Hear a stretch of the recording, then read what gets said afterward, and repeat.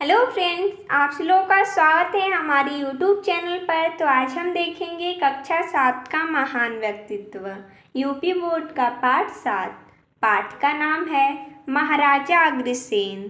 तो देखिए दोस्तों, जैसा कि हम इस पाठ का सारांश देखेंगे, तो चलिए स्टार्ट करते हैं। जैसा कि सारांश है, धनपाल नामक राजा ने सरस्वती नदी के किनारे प्रतापनगर राज्य स्थापित किया। धनपाल की छठी पीढ़ी में महाराजा बल्लभ हुए, जिनके अग्रसेन और सूरसेन नामक पुत्र थे। यानी कि धनपाल नामक एक राजा थे जो कि सरस्वती नदी के किनारे अपना राज्य बसाए थे। उस राज्य का नाम था प्रतापनगर। उनकी छठवीं पीढ़ी का जो महाराजा थे वो थे बल्लभ। उनके दो पुत्र थे, एक सूरसेन और एक अग्रसेन। आगे पढ़ते हैं। अग्रसेन का विवाह माधवी से हुआ। इसके अलावा महाराज अग्रसेन ने कोल्हापुर के नागवंशी महाराज महिरथ की पुत्री सुंदरावती के साथ विवाह किया। यानी कि अग्रसेन ने दो विवाह किया था। पहली उनकी पत्नी का नाम था माधवी और उन्होंने अग्रसेन ने दूसरा विवाह किसके साथ किया था? तो कोल्हापुर के नागवंशी महाराज महिरथ की पुत्री सुंदरावती के साथ। दोनों पत्नियों माधवी और सुंदरावती के पिता कुमुद और महिरथ ने अग्रसेन की सहायता की, जिससे इनका राज्य समृद्धिशाली हो गया। दो नागवंशों से संबंध हो जाने पर यह स्वाभाविक ही था, इनकी प्रजा भी संतुष्ट थी। यानी कि दिया गया है दो नागवंशों, एक माधवी के पिता कुमुद और एक सुंदरावती के पिता महिरथ।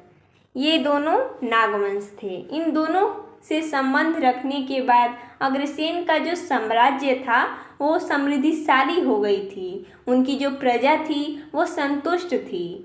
आगे बढ़ते हैं। इन्होंने अपने भाई सूरसेन के विवाह पर इंद्र को आमंत्रित कर उनसे मैत्री संबंध स्थापित कर लिया।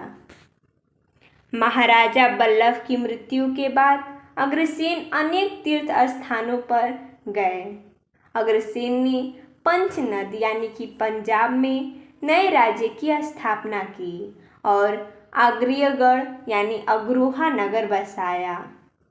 सूरसेन प्रतापनगर के राजा बने। यानी कि अग्रसेन के जो भाई थे सूरसेन, वो प्रतापनगर के राजा बने। अग्रसेन ने 18 बस्तियां बसाई। जियो और जीने दो इनकी राजनीतिक का आधार था। इनके राज्य में हिंसा और दुर्नीति के लिए कोई स्थान नहीं था। अग्रसेन की संतानों में राजकुमार विभु सबसे बड़े थे। संतान होने की खुशी में अग्रसेन ने अश्वमेध यज्ञ किया, लेकिन पशु बलि नहीं होने दी। उसके स्थान पर नारियल को ही यज्ञ की पूर्णाहुति का साधन बनाया। यानी कि वह अपने राज्य में कहीं भी पशु बलि होता था उनको रुकवा देते थे, क्योंकि वह नहीं चाहते थे कि हमारे राज्य में या कहीं भी पशु बलि दिया जाए, बल्कि उसके स्थान पर नारियल पूर्णाहुति दिया जाता था। यानी कि पशु बलि के स्थान पर नारियल फोड़ा जाता था। आगे देखते हैं।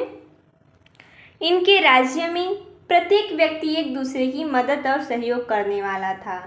नवागंतुक व्यक्ति यानी कि जो इनके राज्य में नया नया रहने वाला आता था कि भी लोग आवास और भरण पोषण में मदद किया करते थे।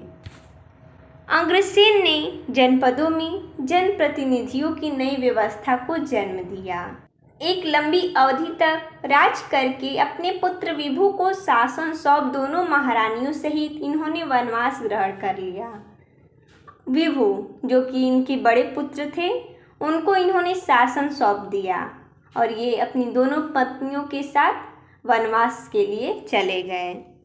तो देखिए दोस्तों, जैसा कि हमने इस पाठ का सारांश देखा, तो मिलते हैं स्टूडेंट, तब तक के लिए धन्यवाद दोस्तों।